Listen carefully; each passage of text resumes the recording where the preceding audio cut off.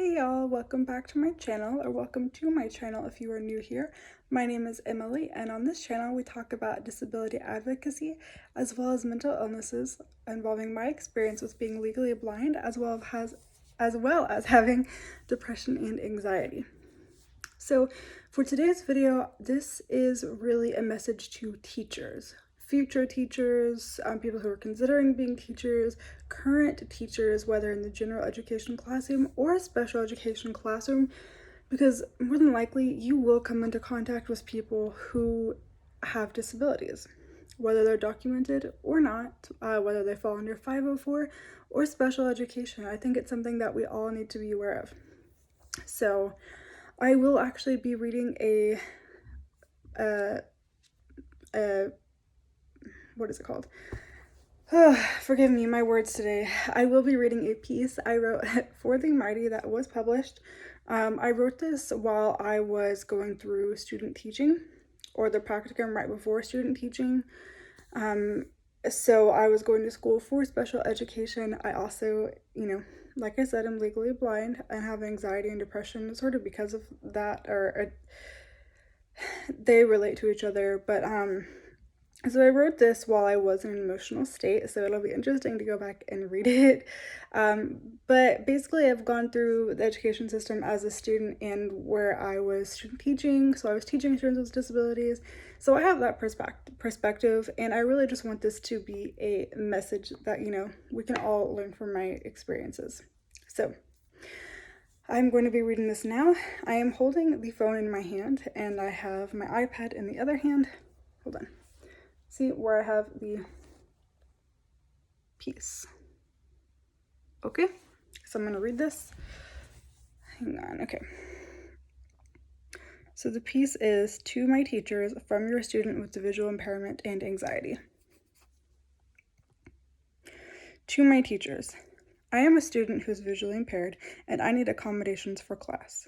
I need large print handouts, preferential seating, printed PowerPoints, and to write on the test instead of the Scantron. This is true. I've never been able to use Scantrons because obviously it's a tiny dot. I can't even see which is which. Anyways. Because of my disability, I also have anxiety. I get anxious when working in groups. I get anxious when reading 4 inches from my face in front of people, and I get anxious when we have to spontaneously present work to the class. My hope is for you all to understand what a day is like from my perspective and to hopefully accommodate for the class instead of for students just like me. I still need my accommodations, but I would be more successful if class assignments were fair for all and not as stress-inducing. I know that every class is different, but perhaps you can read my story and consider how to take my needs into account when making lesson plans. On a typical day, as soon as I walk into class, I have to find my name on the attendance sheet, holding up the line and causing many people to try to help me find my name. My confidence drops because before class even starts, if I cannot find my name on the attendance sheet, how can I even be successful in this class? Were the thoughts going through my mind? I sit in my seat and try to think positive thoughts. Later in class, we are split into groups and we are supposed to read over the new material and then present what we learned to the class on a poster. My anxiety skyrockets and I just try to breathe. You see, when I present information to a group, it takes careful planning in order for me to make sure I can read it and present it for all to see, and then to mentally prepare to read in front of the class. Assigning a spontaneous assignment where a group has to create a poster of information and read it to the class is extremely hard for me because of my vision. I cannot read the writing because it is too small, so I have to memorize it. But what if I forget it because I am too anxious? Then I am embarrassed in front of the entire class, even though everyone already knows I am visually impaired. That happened to me one time, so now I dread those assignments. Let me clarify. It is not in teaching in front of students that makes me anxious. It is being in front of my peers. This is known as social anxiety. The hardest part of having disability is not the disability itself, but how others react to me. I cannot stress enough that the entire embarrassment can be alleviated by structuring the class in a way that is more fair instead of making me try to memorize something or find other ways to be able to read the assignments. Even if I wrote down my part of the poster, and read it from a notebook that we are presenting, this singles me out. Instead of thinking about the material we are learning, I'm trying to breeze through the assignment. There are other ways we can learn the material besides singling out students with disabilities or adding to our anxieties. Instead of giving us spontaneous presentations, you could assign PowerPoint presentations days in advance, or you could teach us the material and assign individual assignments. Students like me tend to prefer working alone, sometimes, because then we do not have to worry about others or worry about how to accommodate other partners' work. Having disability does not mean we cannot perform the same task as our non-disabled peers. It just means we have to find our own ways to complete the task, and this requires time to do so. I cannot stress this enough. Accommodating the entire class will alleviate stress from singling out your disabled students. Please consider each student and their needs before planning your instruction. The success of your student depends on it. Sincerely, your anxious student. Okay.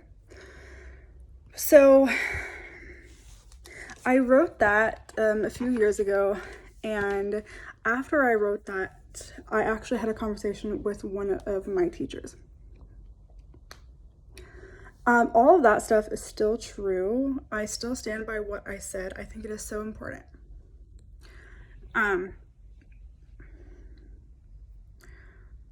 So a lot of assignments that my teachers gave, and this was in college, whenever I was student teaching, we had like a chapter we were reading, and we wouldn't know this, by the way, until that morning. So we come in, we sign in, right? We look at the board for upcoming things or things we were doing that day. The agenda was all written on the board. So I walk in, I sign in, have to find my name, hold up the line. That's fine, it is what it is. Then I take a picture of the board, sit down, hope I don't get in trouble for having my phone out. And then, find out, okay, we're given a chapter we have to read over in about 10 minutes, write about it on a poster, and present that to the class. So the whole time, I'm not trying to learn the information. I am anxious. Will I be able to do this? Do I have to memorize the poster? How can I do what the assignment is while still learning and not having a panic attack, right? So I had a conversation with my teacher, and I just said, hey, this scares me, this gives me anxiety, and I know that that's something I need to deal with and work on, yes, but if we're supposed to be learning this material, I'm too focused on can I even do this, then I'm not actually learning the material. And her response was, okay, well, your job can be to present your group. Not present the material, don't complete the task that we're actually supposed to be doing. Instead, just walk up there and say, hi, we had this chapter in the book, so this is what we're going to be talking about, and let my peers read the rest of the information and be in charge of finding the other information to write it down. I did not like that response because then I felt like I wasn't actually contributing, that I was then using my disability as an excuse, and that's not what I was trying to do. What I think we as teachers should do, and I say we because I'm not trying to be accusatory, I did go to school to be a teacher, and it's just something that I considered and thought maybe a good idea, is to plan ahead and let those students know who have disabilities, hey, we are going to have these upcoming assignments. What do I need to do to help you be successful in my class, to not single you out, to not give you any extra anxieties? Because like I said, a lot of people with disabilities have anxiety because of just trying to earn the respect of their peers and not be stereotyped and not be judged, right? So my struggle was I felt judged. I felt stereotyped by my peers, and I was trying to prove to them that I was as capable as them, and I was, but how the class was set up was not as successful for me. Can I even read the textbook? Sure, I have a magnifying glass, I find my information, but then presenting it on a poster, I write big because I can't see small print. I write big. Therefore, we couldn't have all the information on the poster. So it wasn't conducive for my success. I felt like the way that was set up. I didn't like the suggestion my teacher gave. She was a professor at a college level for student teaching. I love her dearly. I have all the respect for her, but I didn't like, you don't have to agree on everything that other teachers do, and that's okay, you know? Agree to disagree, be respectful, be kind, and I hope that's how this message comes across. But here's my thinking. For teachers who have students with disabilities, plan ahead. Give those students the information ahead. If you have a week agenda, give that information to them. Say, hey, this day we're doing this, expect this. We're gonna be looking over chapter 2. We're gonna have assignments in class for y'all to work on that. Why don't you go ahead and read the chapter ahead? Sure, it might be added work, but you give that student that information, and if they choose not to do that to prepare themselves, that's on them. But at least you are doing everything you can to make that student successful. Plan ahead. Ask them, ask them, hey, how can I help make you successful? I don't want to make you stressed or anxious and say, what are we doing? Will I be able to do that? I want to be here for you. I want to help you be successful. Have that open communication, right? And if you're a general education classroom and you may not know, how do I say this? Like when you're a special education classroom, you already know each student has their own IEP.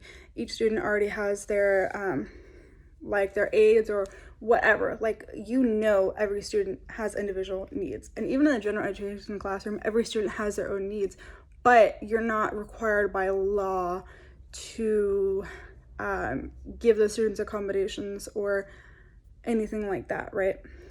But you may have students who are under 504. Now, this means they have accommodations. Like I said, preferential seating, do you print out the PowerPoints? And I can't tell you how many times back in high school I had teachers forget to print out PowerPoints. They felt so bad. But we just had a communication, right? They'd say, oh, I'm so sorry. I totally forgot to print it out. But let me email it to you right now. You can look at it on your phone or your computer. Okay, cool. No big deal. But we had that open communication, right? So don't be afraid to ask your students what they need, at least so you make that student feel like that student can come to you if they need something, right? I've had different experiences where I wasn't able to do something that day, and those teachers and I were on such great terms that I didn't even feel bad. I was like, oh, it's no big deal, because that teacher and I had great rapport, right? I felt respected. I felt heard. I felt like I could come to that teacher if I needed anything. So sorry, that should be the last time that message goes off. But yeah, so like one time we were playing this game in my college class, and it was reading something on the board, and then it was Kahoot. I don't know if y'all know what that is, but a lot of teachers use it. It's a trivia game, right? And so students use their phones to log on with the class code for their activity, right? But the questions and the answers are on the projector, and then you select the color coordination with each answer that's on the projector. I could see the colors, I couldn't read anything because remember, I'm so nearsighted.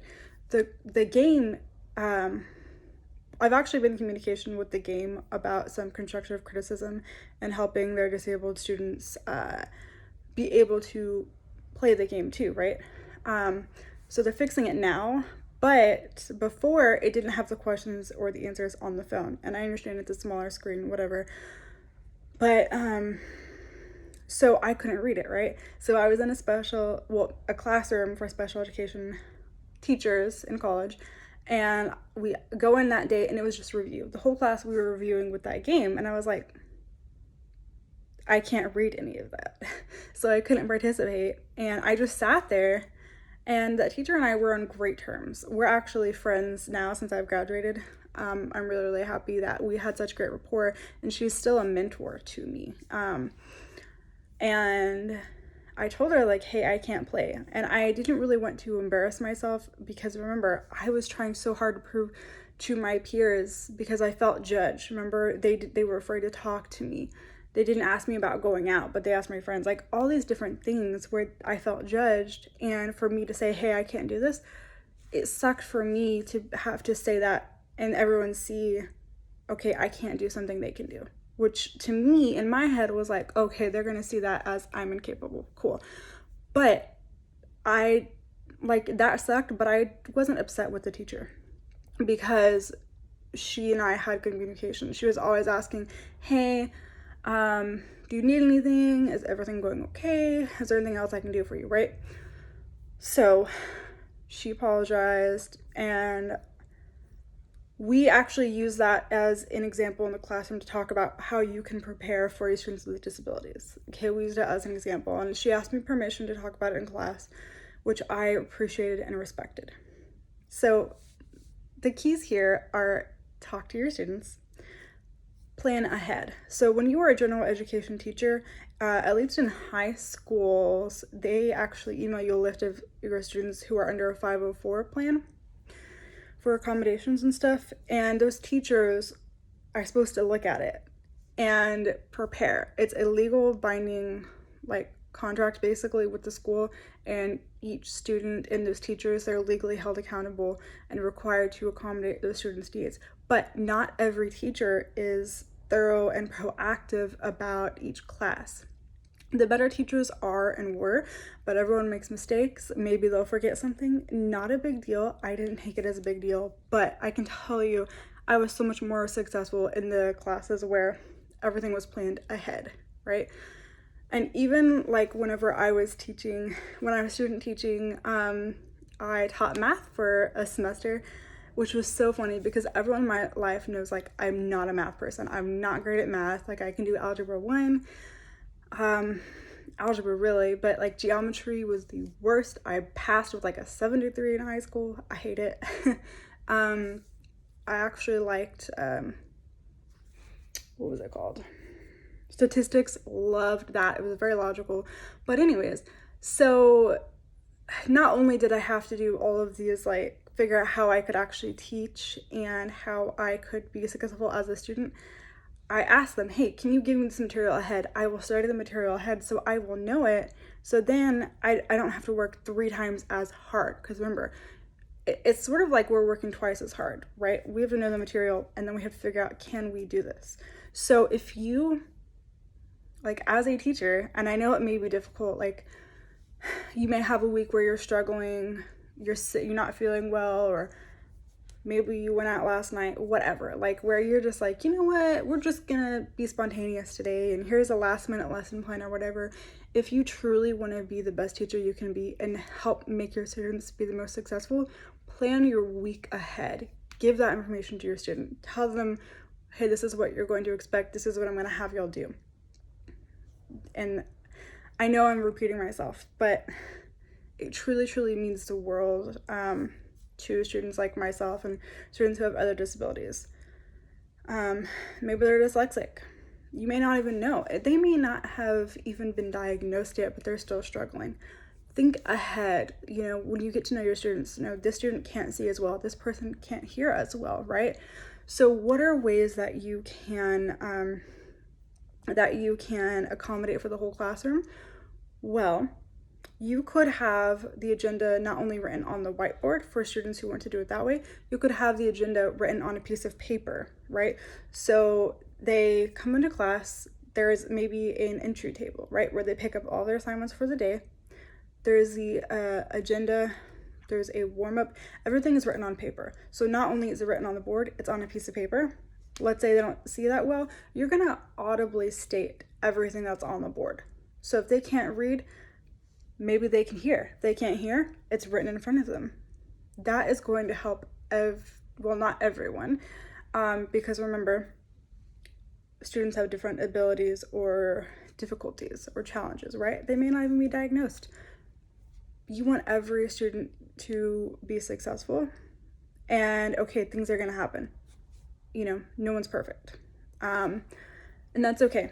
Mistakes will happen, but as long as you have the open communication, and maybe you ask your students, hey, is there, you know, on an individual level, you know, nice to meet you, I'm looking forward to being your teacher this year. Is there anything that I need to know that will help me make you more successful, and maybe explain, uh,